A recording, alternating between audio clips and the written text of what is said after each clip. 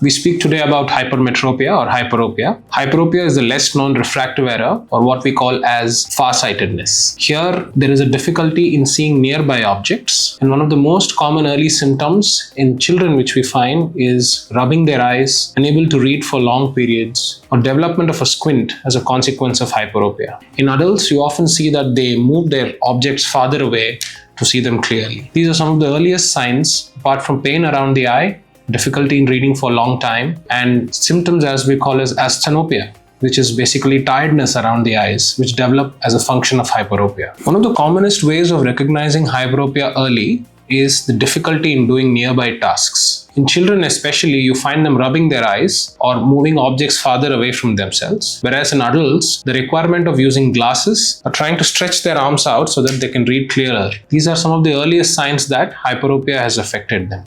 There's also an overlap with what we call as presbyopia, which happens normally after the age of 40, where the accommodation in the eye or the ability to generate power reduces, and hence we use reading glasses, which is commonly called as presbyopia.